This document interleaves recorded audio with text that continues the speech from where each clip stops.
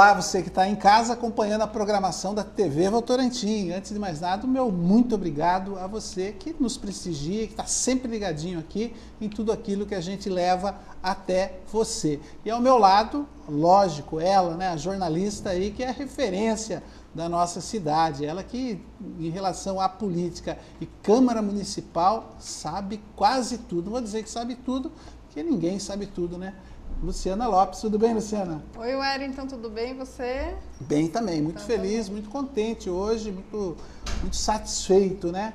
Porque a gente recebe aqui nos estúdios da TV Votorantim pessoas que são verdadeiras referências do ponto de vista político. E não só político local, regional, estadual, mas do ponto de vista nacional. Estamos falando aí da política Brasil, né? Dos rumos, do futuro da nossa nação. É isso aí. E olá, o nosso telespectador que mais uma vez nos acompanha aqui na TV Votorantim no programa Debate dos Fatos. Wellington, hoje nós temos um convidado aqui mais do que especial agora nessa edição do programa. Tá dando um friozinho na barriga porque a gente sabe que a gente não está falando com aquelas pessoas que a gente já está acostumada do cenário político local. Ele é uma expressão política nacional.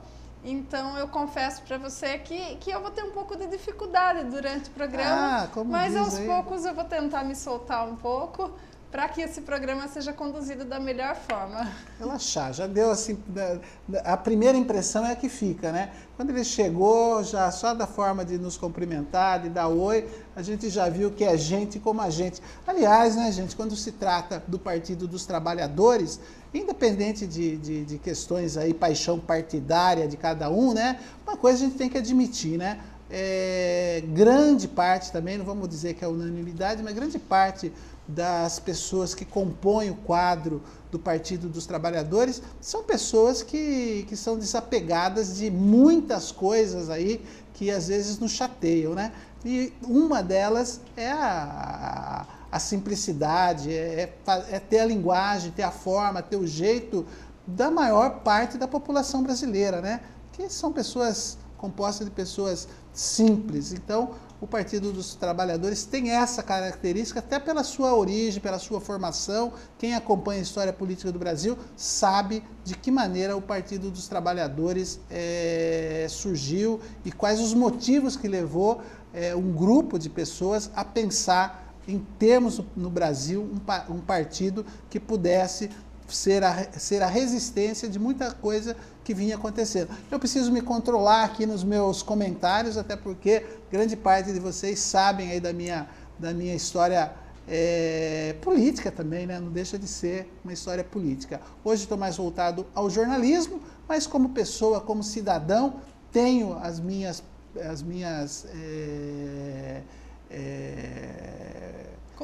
convicções. Muito obrigado. Tá vendo como você não está tão nervosa assim? Tá melhor do que eu até. Não é mesmo? Então, estou dando todo esse rodeio aqui, gente, para dizer para vocês que estamos recebendo aqui na TV Votorantim, como a Luciana disse, uma das pessoas com mais expressão a nível nacional e dentro do Partido dos Trabalhadores, ele que não é uma daquelas figuras que surgiu agora, né? Dentro do Partido dos Trabalhadores, que tem uma meia dúzia aí que está de um tempo para cá, né? Mas quem conhece um pouco da história do partido sabe que ele, que está aqui com a gente, eu faço um mistériozinho, né? Faço um mistériozinho, sempre é bom, né? Faz parte da história do Partido dos Trabalhadores, sempre ali nos bastidores, sempre ali coordenando campanhas, sempre sendo aí aquela voz que mais opinava, né, do que a gente via à frente dos refletores. E está aqui hoje para conversar com a gente, para bater um papo, o ex-ministro, né, uma vez ministro, sempre ministro, Alexandre Padilha, ele que foi o nome que o Partido dos Trabalhadores escolheu para concorrer ao governo do Estado também. Mas mais do que isso, é uma das pessoas que fez parte do governo, antes do governo Lula, já era um dos coordenadores das campanhas, fez parte do governo Lula, fez parte do governo Dilma, né? Aliás, um dos ministérios se não for o mais importante, um dos ministérios aí que precisa de uma atenção mais do que especial. Você que está aí nos vendo e sabe, né, do que é a saúde na nossa cidade, vai poder confirmar tudo comigo. Bom, já sabem, né, depois de todas essas dicas, estamos aqui com o Alexandre Padilha. Acredite você, Alexandre Padilha, o ex-ministro da Saúde da presidenta Dilma, aqui com a gente.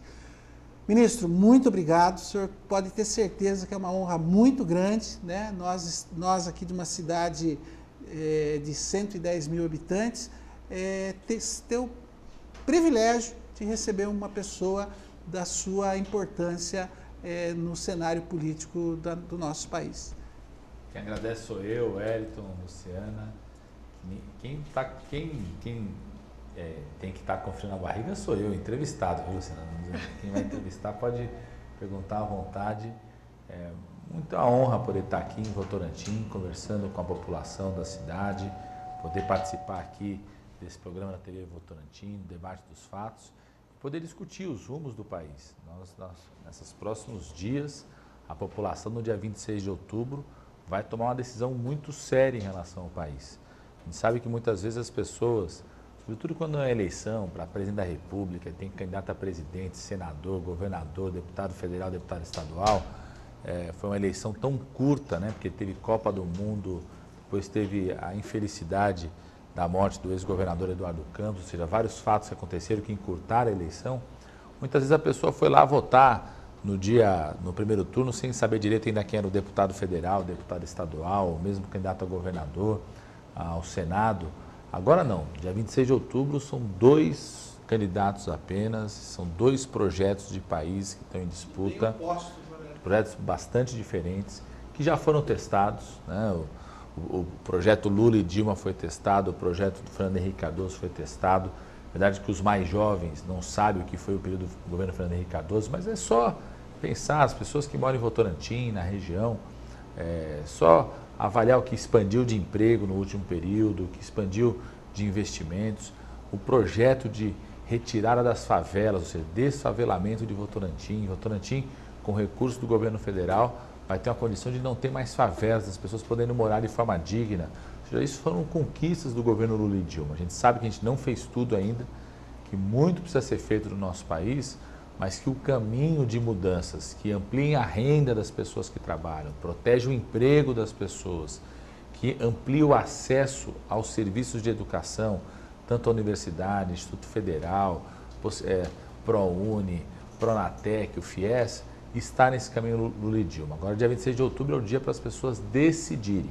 Só tem 2 projetos, 2 votos, um ou outro, e eu tenho muita confiança de que a população de Votorantim, quem já votou na Dilma, quem já votou em mim, eu quero agradecer muitos votos que eu tive aqui em Votorantim, mas também pessoas que votaram em outros candidatos, numa outra candidata, que votou nulo, branco, que não foi votar, que saiba da importância do seu voto no dia 26 de outubro para tomar a decisão no rumo do país pelos próximos 4 anos. Eu ia perguntar a experiência de ser o nome escolhido para concorrer ao governo do Estado, percorreu, teve contato, enfim, né? Como ministro, eu acredito que são coisas diferentes, mas do ponto de vista de ter esse contato maior com as pessoas, com a população, o que isso acrescenta na sua vida pública? Foi uma experiência fantástica. Primeiro, você mesmo comentou, eu faço parte do PT desde muito jovem. Na verdade, toda a história da minha família está ligada à luta pela democracia. Meu pai foi torturado durante 11 meses. Minha mãe é uma médica, eu sou médico, minha mãe é uma pediatra. Ela desde muito pequeno me levava para os bairros mais pobres de São Paulo, onde ela fazia trabalho voluntário de atendimento.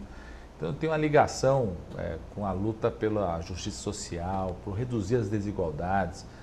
Tenho uma compreensão muito clara, inclusive do nosso estado de São Paulo, que a pobreza, a baixa qualidade na educação, as poucas oportunidades, os preços dos pedágios, acabam afetando a todos, porque puxa o estado inteiro para baixo. Então, eu sempre tive muito compromisso com enfrentar a desigualdade que existe no nosso estado de São Paulo. Mas essa experiência de poder ser candidato, de você chegar lá na urna, apertar o 13 e de repente a foto ser a sua, foi uma experiência única e me deixou mais apaixonado ainda pelo estado de São Paulo. Eu já conhecia muito o estado de São Paulo, desde quando jovem, eu fui do Executivo Estadual do PT, então rodava o estado inteiro, rodava aqui Votorantim, Sorocaba, Tatuí, toda a região, Porto Feliz, toda a região, circulava bastante até Botucatu, tinha uma presença muito grande no estado, construindo o PT naquela época, nos anos 90. Depois, quando eu fui ministro da coordenação de governo do presidente Lula, eu era o responsável por falar com os prefeitos, prefeitas, então todos os projetos eu que acompanhava, o projeto que a gente foi começar a estação de tratamento aqui em Votorantim, eu que acompanhava, que era o projeto do PAC, os investimentos de drenagem, infraestrutura em Sorocaba, toda a região, eu que tinha que acompanhar isso, então circulava muito o estado. E nos últimos 3 anos, com o governo da presidenta Dilma, ter sido ministro da Saúde do nosso país também me fez estar muito próximo, né? Aplicar o programa da farmácia popular, o remédio de graça da farmácia popular, a vacina do HPV, o programa Mais Médicos. Só que na região tem mais de 100 médicos que vieram de outros países para atender nos postos de saúde que nós não tínhamos médico. Então, sempre tive muito contato com o estado de São Paulo. Agora, é lógico que você circular esse estado sendo candidato, discutindo todos os problemas, é uma experiência nova, então me deixou mais apaixonado ainda pelo estado de São Paulo, pelo potencial que nós temos, pelo povo trabalhador, pela capacidade do empresariado, mas também com mais compromisso ainda de que um estado tão rico como o nosso não pode ser tão desigual.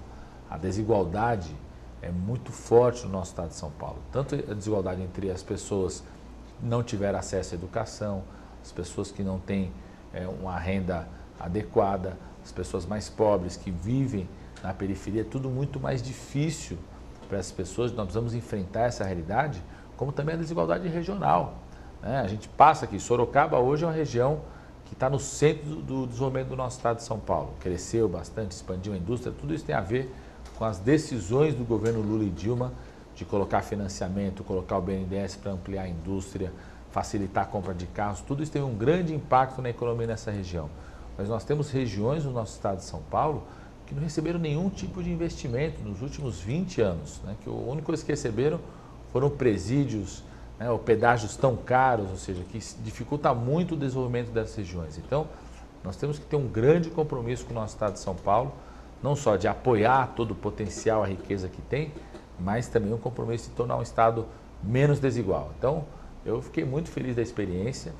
Eu tenho dito para todo mundo que não arredo o pé de São Paulo nunca mais. Estou muito feliz, estou voltando às cidades para agradecer o voto que tive e pedir agora, nesse segundo turno, que as pessoas analisem claramente quais são os 2 candidatos, quais são os 2 projetos que estejam em disputa e deem um voto de confiança na presidenta Dilma. E essa foi a primeira vez que o senhor foi candidato? Foi a primeira vez. Eu acompanho as campanhas eleitorais há muitos anos, participei da coordenação nacional da campanha do presidente Lula em 94, em 98, depois participei da coordenação da campanha do presidente Lula em 2006, já estava no governo federal. Depois, quando fui ministro da coordenação de governo do Lula, fiz parte da coordenação da campanha da presidenta Dilma em 2010. Mas foi a primeira vez dessa vontade de renovação que tem o PT de colocar meu nome como candidato. E foi uma experiência, como eu estava falando, foi uma experiência onde deu um friozinho na barriga na hora de votar, apertar o 13 e pela primeira vez ver a sua foto ali do lado. Mas foi uma experiência fantástica poder ser candidato pelo nosso estado de São Paulo, que eu sou tão apaixonado por ele, fiquei mais ainda com o potencial que o nosso estado tem.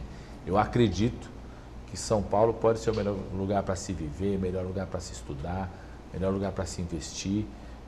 E eu saio dessa eleição com muita clareza, num programa de governo que nós apresentamos para a sociedade paulista. Aliás, eu fui o único candidato a ter apresentado um programa de governo detalhado e que isso nos torna com legitimidade para sermos fiscais nos próximos 4 anos do que o atual governador prometeu, se ele vai cumprir.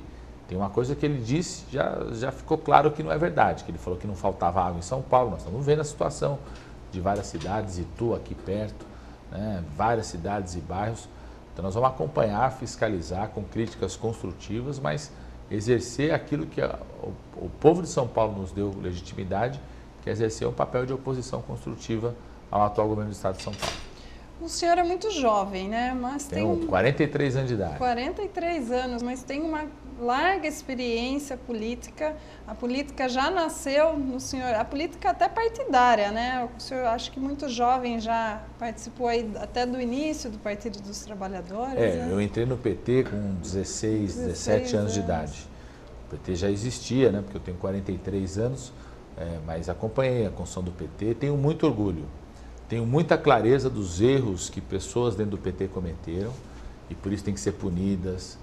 O PT tem que ter essa capacidade de renovação, de reconstrução. Meu nome faz parte dessa renovação do PT, mas tenho muito orgulho por tudo aquilo que nós fizemos. Quer dizer, Votorantim vai poder falar nos próximos anos que você não tem mais favelas em Votorantim, que as pessoas passaram a morar com dignidade por conta do esforço do governo do PT, seja do governo federal, das gestões que nós tivemos aqui, estação de tratamento, os investimentos que foram feitos.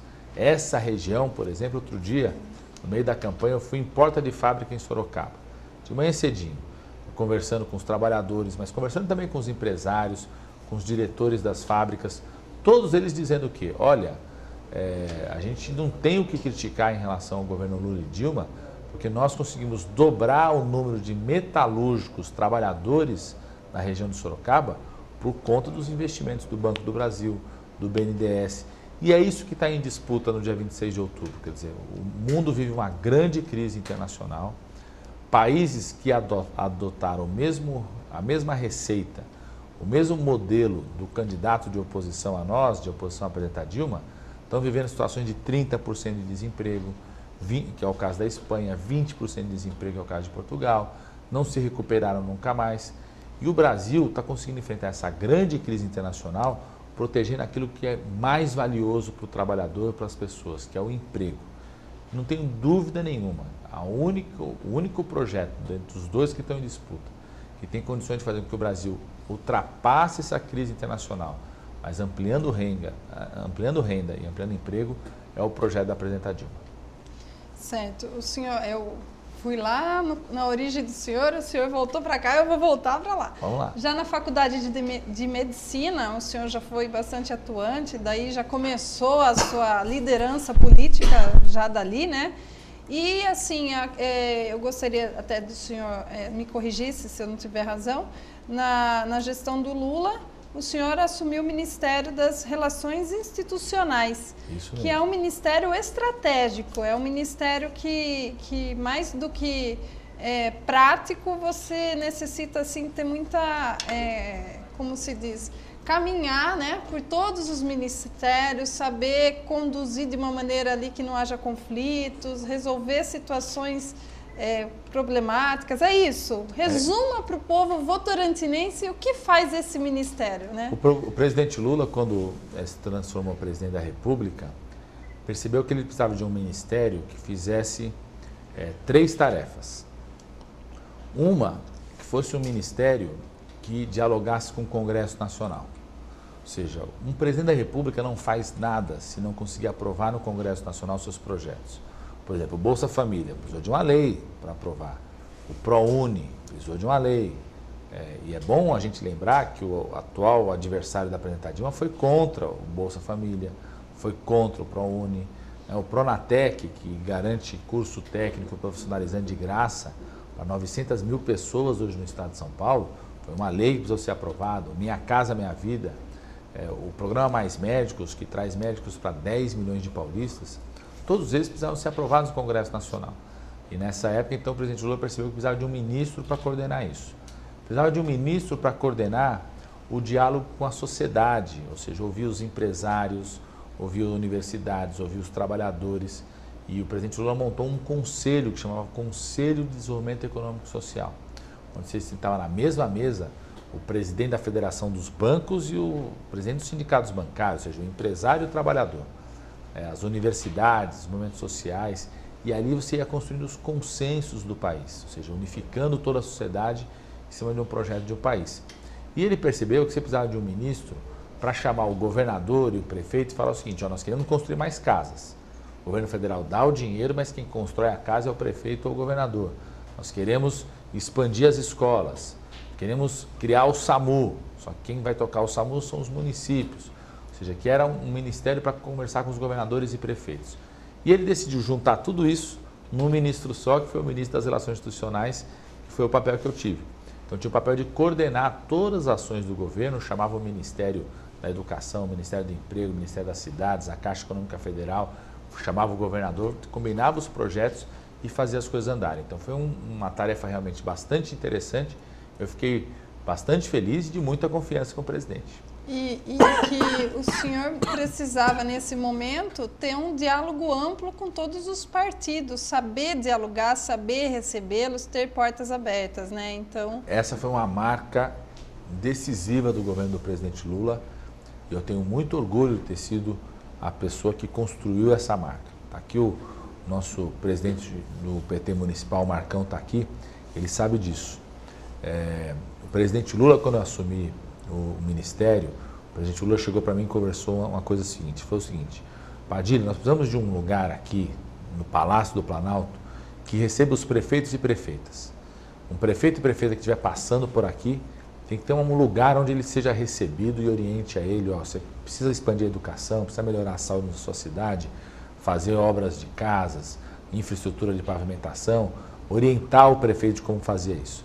E ele falou uma coisa seguinte, falou assim: você vai poder perguntar tudo para o prefeito. Qual é o time de futebol dele, qual é o tamanho da cidade, qual é o problema principal que tem, se a cidade fica na região metropolitana ou no interior. Mas uma coisa você está proibido de perguntar: qual é o partido do prefeito? Porque para nós instituímos isso como marca do governo do presidente Lula, para nós o que interessava era a população de Votorantim, independente de quem era o partido do prefeito que tivesse em Votorantim, em Sorocaba, Porto Feliz, Tatuí, Araçoiaba da Serra, independente de que cidade que a gente estivesse falando. Ali foi uma marca, e estabeleceu a marca de diálogo com os prefeitos, prefeitas, governadores de todos os partidos, mas também no Congresso Nacional. E o Conselho de Desenvolvimento Econômico e Social também era isso. Se juntava na mesma mesa do presidente dos bancos aos sindicatos dos bancários, o presidente da Fiesp aos trabalhadores metalúrgicos, ou seja, ouvindo opiniões diferentes e conseguia construir propostas diferentes. E eu estou mais do que convencido que apresentar a Dilma é quem tem condições de dar continuidade a isso, ou seja, avançando mais, enfrentando os desafios que o Brasil precisa pela frente. Que a ideia é que você não precisa separar o Brasil. O governo do presidente Lula inaugurou uma era onde, lógico que os mais pobres ganharam mais, tivemos 40 milhões de pessoas que subiram de classe social, mas mostrou que isso foi bom para todo mundo. O empresário começou a vender mais, o comerciante começou a vender mais, quem tem franquia... Hoje você anda pelo estado, uma coisa eu fiquei muito impressionado, você anda no estado hoje, de São Paulo inteiro, em toda a cidade tem um comércio forte hoje em dia. Antes aquilo que só estava nas cidades polos, só em Sorocaba, hoje está espalhado no estado. E mesmo numa cidade, você vai nos bairros mais pobres, você tem um comércio mais forte, ou seja, o comerciante ganhou com a melhoria social de todo mundo, os investimentos ampliaram. Quando o presidente Lula toma a decisão, por exemplo, de reduzir os impostos para a compra de carros, isso faz com que a fábrica possa produzir mais, gera mais emprego aqui na região de Sorocaba, tem maior rendimento para o dono da fábrica. Isso gira o conjunto da economia. Então, tenho certeza absoluta que a presidente Dilma é quem está mais preparada para fazer com que o Brasil avance de uma forma onde todos ganhem e não apenas uma parcela da nossa população. E antes do senhor chegar ao Ministério da Saúde, o senhor também teve atuação em outras áreas do governo, inclusive relacionada à saúde, com a questão indígena, né? E no Pará, onde o senhor trabalhou num instituto que hoje a gente percebe que a importância que ele teve aqui para o nosso país, né? Aí, assim, eu gostaria que o senhor falasse também, o senhor formado em médico, até dissesse se o senhor chegou a clinicar, mas essa sua atuação na área da saúde e lá no Pará, o quanto isso refletiu agora aqui. E muitas pessoas só ficou sabendo em função dessa possibilidade do ebola aqui no Brasil, né? É isso mesmo. Então... Quando eu fiz medicina na Unicamp, e depois fui fazer a minha especialização, a chamada residência médica na USP. E durante a residência médica já... No Hospital das Clínicas. No Hospital das Clínicas. Então você já trabalha, já está clinicando, tudo. E ali eu tomei uma decisão, incentivado também pelos meus professores na época, de montarmos um núcleo da USP, da Universidade de São Paulo, lá no Pará. E esse foi um núcleo que depois estimulou e fez parcerias, inclusive com o Instituto Evandro Chagas, que hoje, por exemplo, é um instituto que identificou o vírus, consegue identificar o vírus do Ebola. É a referência no país para doenças tropicais. No conjunto da América Latina. Na hoje, América Latina para o conjunto de doenças. Assim, se a gente não tivesse um caso suspeito de Ebola aqui no país, possivelmente a gente não saberia, porque eu não sabia, né? Pode ser ignorância minha, mas eu não sabia. Que para saber se a pessoa realmente estava com ebola, foi enviada a amostra de sangue dele lá para o Pará. Aí a gente pensa assim, puxa vida, a região desenvolvida é o Sudeste, onde estão os maiores centros de pesquisa. E é justamente lá no Pará onde estava a resposta para aquilo que a gente queria. E eu pesquisando a sua biografia, eu soube que o senhor morou lá e trabalhou nessas pesquisas. Votava em Santarém ainda. Foi exatamente isso. O que foi isso? Eu tinha terminado a minha especialização e aí eu convenci o departamento da USP, da Universidade de São Paulo, a gente montar um núcleo da USP lá exatamente no interior do Pará. Porque eu já tinha percebido isso nesse momento, quer dizer, eu tinha muito interesse nesse tipo de doenças, eu sou infectologista. Naquele momento você tinha uma epidemia muito grave que era a AIDS, então você cuidava muito dos pacientes com AIDS, eu vivi o início do enfrentamento da doença, uma realidade muito diferente do que é hoje. E já naquele momento a gente tinha um aumento dos casos de AIDS exatamente no interior do país, na região norte do país. Então, para mim, juntava o enfrentamento da AIDS com o interesse, a vontade de entender melhor, aprender melhor, pesquisar sobre doenças tropicais, que são tão importantes para o país, mas que os maiores conhecimentos poderiam ser adquiridos realmente na região amazônica. E também o compromisso social, né, de você querer atender as pessoas que não tinham. Esse programa Mais Médicos que eu fiz no Ministério da Saúde, na prática eu devo ter sido um dos primeiros mais médicos do Brasil, tá certo? Isso no final dos anos 90, de sair, largar tudo aqui em São Paulo, ficava 3 meses aqui, 3 meses lá no interior da região amazônica, depois eu fiquei mais tempo lá do que aqui em São Paulo, montando esse núcleo, que recebia médicos residentes, fazemos pesquisa junto com o Instituto Evandro Chagas, e eu fiz bastante pesquisa numa outra doença importante para a região amazônica e para o mundo inteiro, que é a doença que mais matava no mundo, que é a malária. Naquela época já era a doença que mais matava no mundo. A gente descobriu medicamentos que foram muito úteis para reduzir os óbitos de malária no mundo e aqui no Brasil reduzir fortemente. Hoje é raro um caso de morte de malária no Brasil a partir de medicamentos que nós desenvolvemos, de estudos que nós fizemos nessa época. Então foi uma ligação com o Brasil, uma ligação com áreas extremamente carentes, e dali também que surgiu a coisa do Mais Médicos, porque eu acompanhava a formação dos nossos alunos de medicina aqui na USP, aqui na Universidade de São Paulo, e eu sentia que era importante os nossos alunos de medicina conhecerem mais a realidade onde vive o povo brasileiro. Para se tornar o que eu digo, o professor Abílio Jatene sempre falava também, que um médico, antes de mais nada, ele tem que ser especialista em gente, especialista nas pessoas, conhecer como são as pessoas, porque o exercício da medicina é sobretudo relação humana, é você entender, conversar com o seu paciente, entender como que é o dia a dia da vida dele, é ali que você vai tratá-lo, né? E eu tinha convicção de que era importante que os nossos alunos conhecessem um pouquinho mais a realidade do povo brasileiro, né? O programa Mais Médicos, depois do Ministério da Saúde, veio com essa lógica. O que o Mais Médicos faz? Ele traz médicos para atender a população, ou seja, tem 10 milhões de paulistas hoje que não tinham médicos nos seus bairros que passaram a ter. O Votorantim tem uma médica que está sendo um sucesso o atendimento dela, os municípios da região também.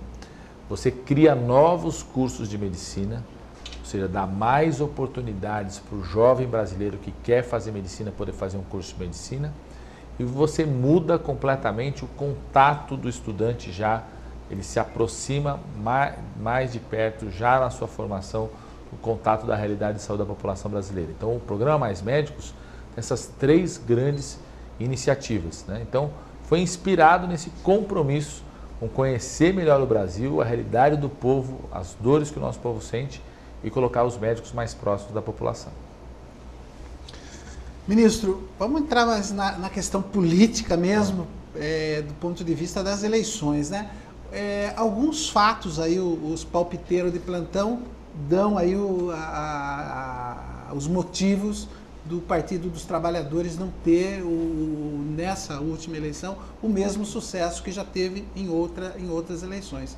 Primeiro, obviamente, são as denúncias essas que a própria presidenta Dilma tem respondido de uma forma muito contundente, que só está aí a exibição dos fatos graças a um empenho do próprio governo em apurar tudo aquilo que aconteceu ou vem acontecendo, que é o caso da Petrobras.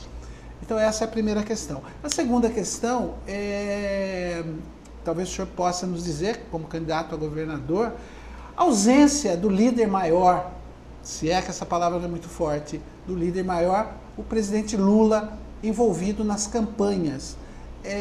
A mídia mostrou pouco ou o presidente Lula não está mais com aquele pique que estava e a gente não viu ele fazendo aquele corpo a corpo que ele faz, até porque é uma liderança, é uma pessoa que dispensa qualquer comentário. Aliás, até quem não é ligado ao Partido dos Trabalhadores vê as qualidades do presidente Lula, né? Então essas duas questões que eu gostaria de estar debatendo com o senhor. Eu Wellington, acompanhei, né? O presidente Lula esteve muito presente nas campanhas, tanto na campanha nacional quanto na minha. Na minha, nós viemos para Sorocaba uma vez, né? Eu fiz agendas com ele, nós viemos para Sorocaba no começo do ano ainda. Nós fizemos uma sequência de agendas com ele, sim, uma sequência interior, né? Pelo interior, pela região metropolitana. Teve dia que ele chegou a fazer 3, 4 agendas comigo. É verdade, uma parte grande da mídia não mostrava, por exemplo, quando... Aliás, esse comentário foi da Folha de São Paulo na semana passada, a ausência do Lula na campanha. A partir de um certo momento, por exemplo, a mídia começou a cobrir todo o dia da minha campanha, a agenda diária. Toda vez que o Lula estava, faziam questão de não mostrar a imagem dele, a figura dele, nem comentar que ele estava presente ou não. Aí foi a opção que a mídia quis fazer. Agora, eu acho que nós vamos ter, depois do dia 26 de outubro, sentar com muita calma aqui no estado de São Paulo para fazer uma avaliação. Eu estou convencido de uma coisa. O PT tem um desafio para os próximos anos aqui no estado de São Paulo, que é pensar um projeto para o estado de São Paulo, a partir da realidade do estado de São Paulo hoje. Por que eu digo isso? Porque nós, do PT de São Paulo, tivemos que nos dedicar muito a ajudar a mudar o país. Então, fez com que vários de nós se dedicassem, assumissem ministérios, órgãos do governo federal, deputados federais foram para Brasília, senadores, ou seja, assumimos a responsabilidade de mudar o país e fizemos mudanças muito importantes no país, no governo do Lula e da Dilma. Isso fez com que, muitas vezes, a gente tenha se dedicado mais na mudança do país ou em cuidar cada um da sua cidade, onde está atuando, e pensamos menos um projeto para o estado de São Paulo. Então, o PT tem esse desafio. E a sociedade paulista também tem esse desafio, porque São Paulo não pode ser um estado, eu até outro dia brinquei, mas é verdade, assim, de debate morto. Ou seja, São Paulo discute muito o país, muito a cidade, mas não discute o projeto para o estado de São Paulo. É o estado como um todo, não é só o PT. Aliás, aconteceu isso nessa eleição para governador. Teve uma decisão deliberada por parte do atual governo do estado de São Paulo de que não tivesse debate para governador. O governador não foi em debates, aí os debates foram cancelados, exatamente para não se discutir os problemas do estado de São Paulo, para que a população ficasse muito concentrada em discutir os problemas do Brasil, da sua cidade, e não discutir os problemas do estado de São Paulo, e com isso fazer com que São Paulo não tivesse um segundo turno.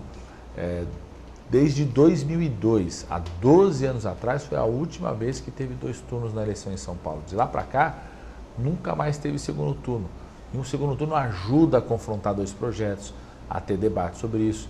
Então, o desafio que o PT tem pela frente nos próximos 4 anos é fazer que durante esses 4 anos exista um debate forte sobre São Paulo, sobre um projeto para São Paulo, o que o empresário quer, o que o trabalhador quer, o que a mídia quer para o estado de São Paulo, para que a gente possa discutir os nossos problemas e apontar as soluções.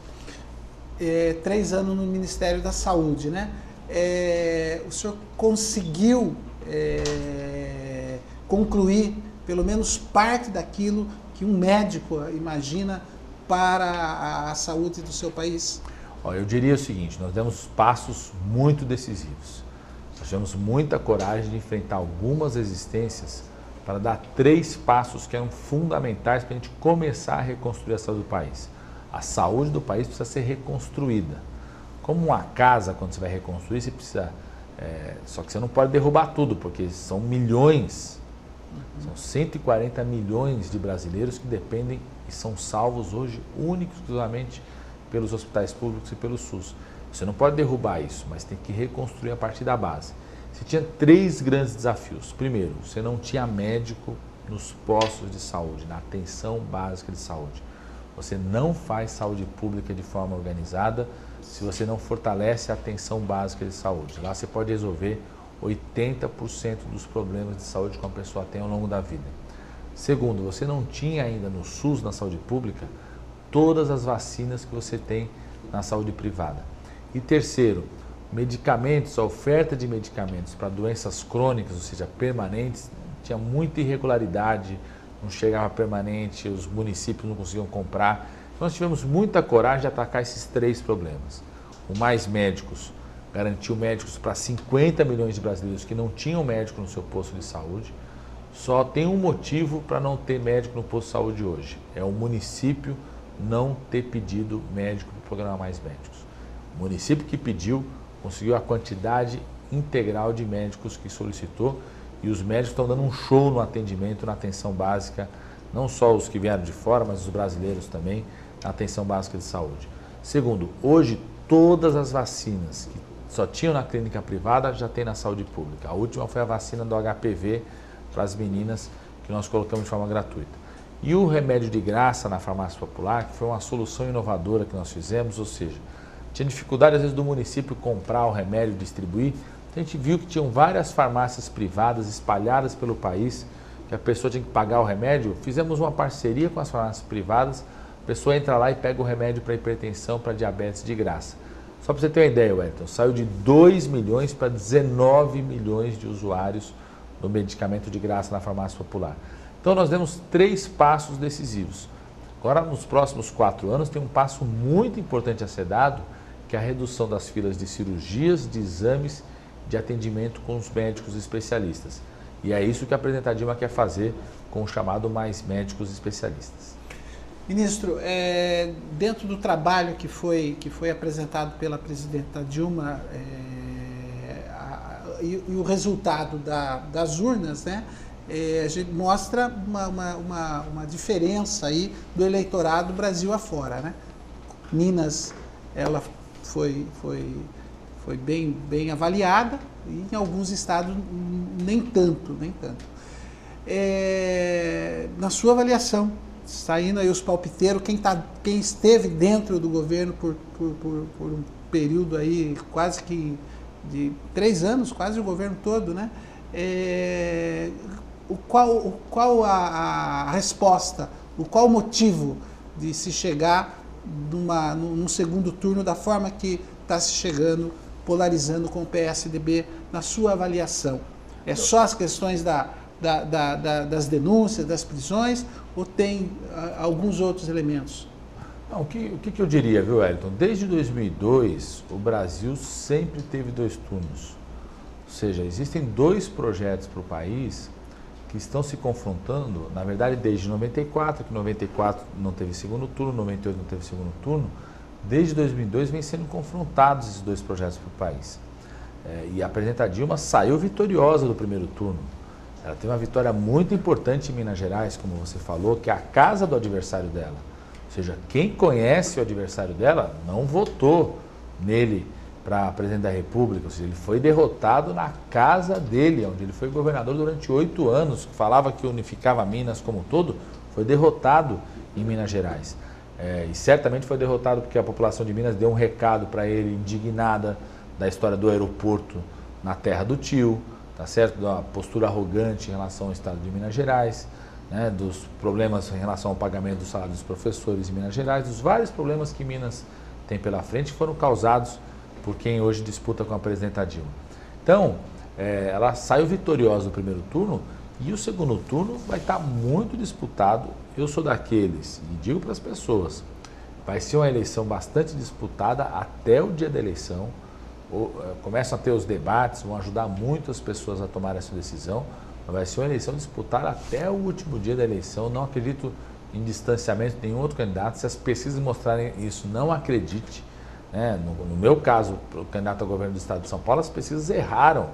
Elas falavam que eu tinha 10, 11 pontos, quando eu tive, no dia da urna, quase 19%. Certamente muita gente deixou de votar porque achou, não adianta mais votar. Ou seja, elas cometeram um grave erro em relação ao resultado final, a decisão que o eleitor teve na eleição do estado de São Paulo. Então eu acredito muito que vai ser uma eleição bastante disputada. É lógico, é nítido que a imprensa dá um tratamento diferente para a presidenta Dilma do que dá para os outros candidatos. Né? Tudo o que acontece, que nós tivemos aqui, há uma semana antes da eleição em São Paulo, um candidato a deputado federal pelo PSDB teve um assessor seu sendo pego no aeroporto de Congonhas com mais de R$100 mil. Deu uma linha no jornal, depois não se falou mais nisso.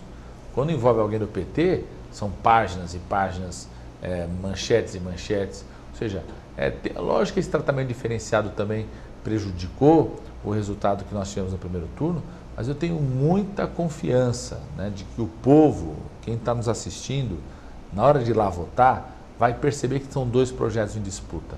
Não só em relação ao que já fizeram no país, mas também o que estão propondo aí pela frente. É importante as pessoas, antes de votar, ouvir o que diz o Armínio Fraga, que é o principal assessor econômico do candidato de oposição à presidenta Dilma. O que ele acha sobre o salário mínimo, o que ele tem falado sobre isso, o que ele acha sobre o papel dos bancos, né, o que ele acha em relação aos programas sociais, aos investimentos públicos, qual que é a opinião dele sobre o BNDES, que é um banco público federal, financiar a expansão de uma fábrica aqui na região de Sorocaba. Ou seja, é muito importante as pessoas, na hora de decidir, ver o que está em disputa nessa eleição no segundo turno. E eu confio muito que a presidenta Dilma vai ter uma grande vitória e aí nós vamos, nos próximos 4 anos, identificar e enfrentar, como você falou, Wellington, aquilo que pode fazer com que a população reconheça ainda mais o esforço dela de fazer as mudanças que o Brasil precisa. E, ministro, os fatos, né, acontecidos, o senhor acredita que vai servir para uma nova forma de lidar com certas situações? Se aprende com os erros no nível político também, ou a gente só aprende com os erros no nível pessoal, né? Porque no nível pessoal a gente aprende. Tenho certeza, Wellington. É só comparar. Vamos comparar o que foi o primeiro governo do presidente Lula e o que foi o segundo governo do presidente Lula. O segundo governo do presidente Lula foi muito melhor do que o primeiro. Os primeiros 4 anos teve uma marca importante do Bolsa Família, teve a estabilização da inflação, teve ganhos importantes nos primeiros 4 anos, mas o segundo governo do presidente Lula deu um salto muito importante para o país, na área externa, ampliação dos investimentos, foi quando lançou Minha Casa Minha Vida, na área da educação, ou seja, um grande crescimento por conta do segundo governo do presidente Lula. Mesmo na relação com a imprensa, o presidente Lula reconhece isso. O primeiro governo, ele não dava entrevista todo dia, não falava todo dia com a imprensa. O segundo governo do presidente Lula, todo dia ele falava com a imprensa, atendia jornalistas, blogueiros, todos os setores da imprensa, dialogou muito mais com os movimentos sociais, ou seja, o segundo governo conseguiu enfrentar e mostrou que teve aprendizado no primeiro governo, por isso o segundo governo do presidente Lula foi muito melhor. O presidente Lula não teria saído com a popularidade que saiu, com o reconhecimento nacional e internacional que saiu, se não tivesse tido um segundo governo. Eu tenho certeza absoluta que o segundo governo da presidenta Dilma vai ser melhor do que foi o primeiro governo dela. Porque a gente enfrentou uma crise internacional gravíssima nesses 4 anos, agora o Brasil está mais forte, preparado para sair dessa crise, tem investimentos importantes acontecendo, amadurece melhor o governo, mesmo a compreensão por parte da presidente de dialogar mais com a sociedade, isso amadurece, então tenho certeza absoluta que ela fará um segundo governo muito melhor do que o primeiro que fez. E caso ela seja eleita, o senhor acredita que ela vai continuar com a mesma equipe de ministérios, de ministros? Aí é muito precoce para falar, né, Luciana? O senhor poderia voltar a ser ministro da Saúde? Eu tenho dito sempre que o único compromisso que a presidenta Dilma tinha comigo era me apoiar nos 3 anos do Ministério da Saúde, ela me apoiou. Teve coragem de me apoiar no programa Mais Médicos, que trouxe médicos para atender a nossa população, que criou novas faculdades de medicina, que abriu vagas para formação de especialistas, teve coragem de me apoiar na proposta de incentivo à indústria que permitiu a produção da vacina do HPV, de medicamentos para o câncer aqui no Brasil, ou seja, o único compromisso que ela tinha, ela cumpriu, foi nos 3 anos. Eu estou muito tranquilo em relação ao meu futuro, vou estar muito dedicado aqui no estado de São Paulo, né, o compromisso que ela tinha comigo, ela cumpriu. E ela vai definir a sua equipe passada a eleição. Ela já sinalizou que ela vai ter um novo ministro da Fazenda, isso ela já falou publicamente, é um sinal que ela deu, certamente vai recompor. Tem companheiros valiosos, como por exemplo o governador da Bahia, Jacques Wagner, que foi ministro do Lula junto comigo. Eu fui de uma secretaria ligada ao Jacques Wagner durante o governo Lula, no começo do governo do presidente Lula, uma pessoa valiosa, muito próxima do presidente Lula, muito próxima da presidenta Dilma. Foi ser governador da Bahia, teve uma grande vitória agora na Bahia, certamente vai ser uma pessoa-chave no próximo governo dela, né? O ministro Mercadante que está lá até esse momento, ela vai compor a equipe e sempre com um critério muito claro, porque a presidenta Dilma pode falar o que quiser falar dela, mas é uma pessoa muito justa e muito honesta, né? Então sempre com um critério muito claro de garantir que seja uma equipe que trabalhe bastante, seja eficiente no trabalho, mas muito honesta com a máquina pública. O senhor comentou que na saúde, ela tem a proposta agora dos mais médicos especialistas, né? Além desse projeto dos especialistas, desse programa, o senhor conhece o plano de governo dela ligado à questão de urgência e emergência, que é justamente o PA onde a gente vê todo dia nas TVs o pessoal ali esperando atendimento, né? A gente sabe que, desculpa a ignorância, não sei se foi pelo PAC que chegou aqui 2 unidades das UPAs, né? Que serão inauguradas em breve, inclusive, mas nesse setor específico é onde a gente percebe que hoje é um dos principais problemas, porque a prevenção é importante, mas ela não dá resultado agora, e o problema de agora é esse. Nesse sentido, tem algum plano específico da presidenta para avançar também? O grande plano é exatamente a expansão das UPAs 24 horas, né? Nós começamos com as UPAs 24 horas, garantimos o recurso aqui para Votorantim, precisa estar funcionando de forma adequada, os recursos estão garantidos, aquilo que é do governo federal está garantido o recurso. Essa proposta das especialidades médicas vai ajudar também a reduzir a necessidade da pessoa ir para um pronto atendimento, porque muitas vezes a pessoa vai para uma UPA, para um pronto-socorro, para um PA, porque ela não está conseguindo a consulta com cardiologista, com pneumologista, com ortopedista, que é extremamente grave, então ela acaba optando para ir num pronto atendimento para ver se consegue o atendimento mais rápido por ali. Então a proposta das especialidades médicas vai ajudar muito a reduzir a pressão que existe hoje nos prontos atendimentos, nos prontos-socorros, mas também a expansão das UPAs 24 horas, né, que é muito importante. Nós vamos ter mais 2 UPAs aqui em Votorantim, isso vai reduzir a pressão sobre os prontos atendimentos que existem hoje, né, e nos hospitais também.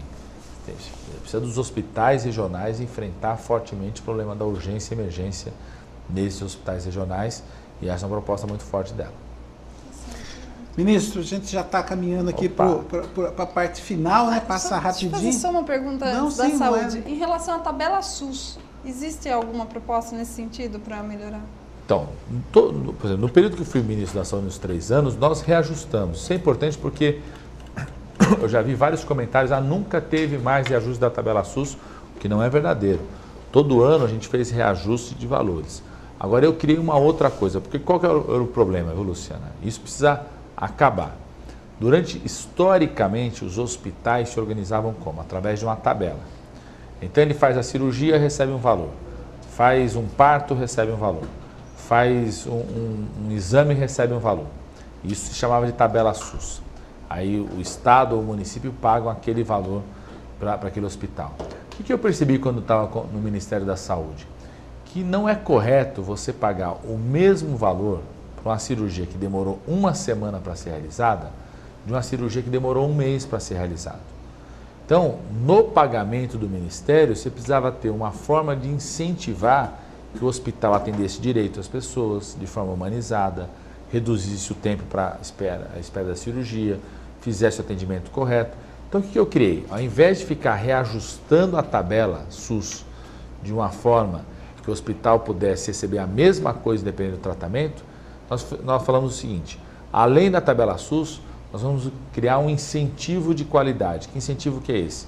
Se o hospital faz um contrato com o município ou com o estado e faz esforço de atender mais rápido as pessoas, reduzir o tempo de espera, atender de forma mais humanizada, ele recebe até o dobro da tabela SUS. Então a proposta do governo da Presidenta Dilma de continuidade também é esse, aumentar mais esse incentivo e não o valor fixo da tabela. Porque saúde não é igual ao supermercado. O supermercado você entra no arroz, vai lá, tem o arroz, tem um valor, o sal tem um valor, o açúcar tem um valor e tem um prazo de validade. Saúde você tem que pagar mais para quem faz a cirurgia de hoje para amanhã.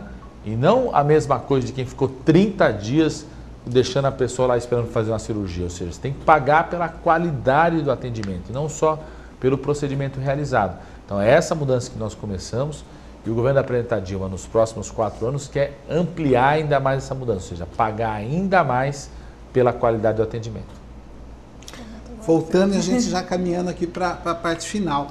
Ministro, nós aqui da nossa região deixamos de ter 2 representantes de extrema importância para a nossa rotina política aqui, uma a deputada Yara Bernardi e o outro o deputado Hamilton Pereira. O partido começa a fazer uma reavaliação e um repensar a partir de quando? Passado o segundo turno, agora é dedicação exclusiva até o dia 26 de outubro, para garantir a reeleição da Presidenta Dilma. Aí a gente senta a partir aí já do mês de outubro, novembro, fazer uma profunda avaliação. E eu digo que o grande desafio, eu vou estar muito dedicado nesse debate, é discutirmos um projeto para o conjunto do Estado de São Paulo. Você não pode, o projeto para o Estado de São Paulo não é uma somatória de projetos das cidades. Ele é um projeto para pensar o conjunto da região, o conjunto do Estado de São Paulo. Também não é só uma reprodução daquilo que nós estamos fazendo bem no Brasil. Então esse é o desafio que o PT vai ter pela frente e certamente a região, a partir da 1º de janeiro de 2015, vai sentir falta do Hamilton Pereira e da Yara Bernardi. A Yara teve um papel muito importante para trazer recursos para o Instituto Federal de Ensino Tecnológico, para trazer a Universidade Federal, o Hamilton Pereira para trazer a Universidade Federal também. O Hamilton Pereira ajudou muito com recursos próprios, emendas de várias associações ligadas à área da saúde, das pessoas com deficiência. Então, a partir de janeiro de 2015, certamente a população vai sentir falta desses 2 grandes representantes e tenho certeza, tanto para o Hamilton quanto a Yara, já falei isso para eles, bola para frente, nos próximos 4 anos a gente reverte a situação. Muito bem. Bom, o projeto do PSDB e do PT são projetos muito diferentes em vários pontos. Mas alguns programas do governo federal, criados já lá pelo presidente Lula, nós estamos vendo o PSDB falando em continuidade, falando até em aprimorar, né? O que o senhor acha disso? Época de eleição, ainda mais pela postura do nosso candidato à oposição, ele se fala de tudo. Mas é só ver a história deles, é só ver a história do candidato de oposição, é só ver no que ele votou quando ele era presidente da Câmara dos Deputados sobre o fator previdenciário dos aposentados. Eles que criaram o fator previdenciário dos aposentados, que reduz o valor da aposentadoria. É só ver no que ele votou em relação aos direitos trabalhistas da CLT quando era presidente da Câmara. É só ver no que ele votou quando teve a votação do Bolsa Família, do ProUni, ou seja, do Mais Médicos, quais foram as falas dele em relação ao Mais Médicos, para a gente saber qual é a disposição de continuar ou não. Eu tenho certeza absoluta que a população, quando for votar, vai examinar isso. E vai se fazer uma pergunta: por que eu vou eleger como presidente do país alguém que foi derrotado em Minas Gerais, no seu próprio estado? Ou seja, que dizia que o grande exemplo para o país seria Minas Gerais. Por que o povo de Minas Gerais não quis dar mais votos para ele? É só essa pergunta que certamente as pessoas vão se fazer e tenho certeza absoluta que vão optar pela Presidenta Dilma. Certo, ministro, nós temos aqui pessoas que estão nos ligando, deixando os recados, né? Como esse programa não está sendo apresentado no seu horário habitual Então nós temos menos ligações do que o costumeiro, mas agradecemos aí nossos telespectadores que estão atentos, fazendo também suas considerações. O professor e contador Chiquinho, ele que mora aqui no centro, ele mandou um abraço a mim, ao Wellington e ao nosso entrevistado de hoje, o ministro. A Iva Mesquita Cação, do Monte Alegre, manda abraço a todos, ao nosso convidado e manda um beijo para mim. Obrigada, Iva. A Neuza Ribeiro, do Monte Alegre, claro, ela sempre assiste com a Iva Cação o Debate dos Fatos, seja a hora que for, estão as duas lá, nossas fãs. Ela disse que o programa é 10, o canal é 10 e o programa está 10, com o senhor bom. Aqui. Então, tá dando. 13, viu? 13. A Sandra Maria. Já tive o prazer de cumprimentá-lo pessoalmente no trabalho dela, pois o senhor passou visitando com o Marcão Papeleiro. Pergunta, qual é o planejamento daqui para frente da presidenta Dilma sobre a saúde? Bom, nós já abordamos aqui, né? O João Monteiro, do Parque Bela Vista. A Dilma vai renovar os medicamentos da hipertensão e diabetes? Vai. Nós colocamos tanto no remédio da farmácia popular, conjunto dos medicamentos para hipertensão e diabetes, e ano a ano vão sendo renovados, na medida que se incorporam novos medicamentos para hipertensão, para diabetes, novos tipos de insulina, vão se incluindo mais medicamentos. Como eu disse aqui, quando começou a nossa gestão no Ministério da Saúde em 2011, eram 2 milhões de pessoas que pegavam esse remédio na farmácia popular. Hoje são 19 milhões, ou seja, quase 10 vezes mais, um programa tão importante para as pessoas que têm hipertensão e diabetes. A Sandra Maria, ela faz uma pergunta. Não, ela faz uma consideração e depois uma pergunta. Nós gostaríamos que esta entrevista tão ilustre e tão clara durasse pelo menos o resto da tarde. Gostaria de saber sobre a violência. Que violência é essa que está acontecendo em nosso país? A família não tem segurança. O que o governo Dilma fará em relação a isso? A violência está atingindo os bairros. E o policiamento nos municípios? É verdade. Eu sempre comento uma coisa, que nessa campanha para governador, uma das coisas que mais me impressionou é porque eu sempre circulava o interior do estado de São Paulo, o estado inteiro, sempre me reunia muito com empresários, associação comercial, sindicatos, no período que era ministro da coordenação de governo do presidente Lula, e sempre os temas que a gente ouvia no interior eram o problema dos pedágios, o problema dos impostos, mas não era tão forte a preocupação em relação à segurança pública. A segurança pública era sempre um tema mais das grandes cidades da região metropolitana. E nesse período da campanha eleitoral, agora nesse ano, todo lugar que eu fui, a grande preocupação das pessoas era em relação à segurança. Era um tema que envolvia desde o empresário, o comerciante, até o trabalhador, a dona de casa. Todo mundo que tem um filho que estuda à noite não sabe se o filho vai voltar ou não. As mulheres, quando saem do trabalho, vão para casa à noite, ficam com medo até de ser violentadas. Ou seja, o problema da falta de segurança se espalhou no nosso estado de São Paulo. A presidenta Dilma tem apresentado uma proposta que eu acho que é uma proposta muito interessante, que fala da integração das polícias. Porque o que acontece hoje? Vamos pegar o exemplo do estado de São Paulo. Você tem policiais federais e da Polícia Rodoviária Federal atuando no estado de São Paulo. Você tem policial civil e policial militar atuando, são do governo do estado de São Paulo. E você tem guardas civis dos municípios. Só que hoje cada um atira para um lado diferente. Cada um não tem uma sequência de trabalho comum. Isso faz com que a defesa das pessoas, a presença dessa polícia na rua, está reduzida. Então a presidenta Dilma tem proposto fazer como algo permanente aquilo que ela fez para a Copa do Mundo. E foi durante a Copa do Mundo, em cada cidade da Copa teve um centro de comando e controle integrado, que juntava todas as polícias num lugar só, comando conjunto, com isso reforçava a presença das polícias nos bairros, nos municípios, na casa das pessoas. Então ela está apontando isso nos próximos 4 anos, tendo a maior participação do governo federal. Agora a gente sabe que a maior responsabilidade sobre a segurança pública é do governo do estado de São Paulo, é Polícia Militar e Polícia Civil. Ela vai precisar muito da ajuda e da parceria dos governos estaduais para enfrentar esse problema. Tá certo. E o Chico e a Jane, lá da Vila Nova, eles estão nos acompanhando, mandam um abraço para o senhor e dizem: meu voto é da Dilma. Opa, muito obrigado. Tomara que eu tenha ajudado nessa decisão também. Luciana, queria mostrar o pessoal que está lá na recepção, que na verdade são aí... a equipe dele, equipe né? do Marcão, aí, pessoal da né? recepção, faz um tchauzinho aí para nós. Aí, ó. Quem que está lá na recepção que eu não estou vendo? É a Mônica que está lá. Quem que está lá na câmera? Saldanha. Então tá lá. Toda a equipe dele aí, o Penha tá ali também com a Mônica. Não é Mônica. Ah, não é a Mônica? Não é a Mônica. Tá aí. E aqui nos estúdios, o vereador, né? O presidente do partido, amigo nosso, o Marcão Papeleiro, que eu quero agradecer, que aliás foi o que nos proporcionou aí ter a honra de estar entrevistando, batendo esse papo e dando oportunidade para que a cidade de Votorantim possa conhecer um pouquinho mais a pessoa, né, do Alexandre Padilha e também conhecer um pouquinho mais sobre as propostas da presidenta Dilma no seu segundo mandato.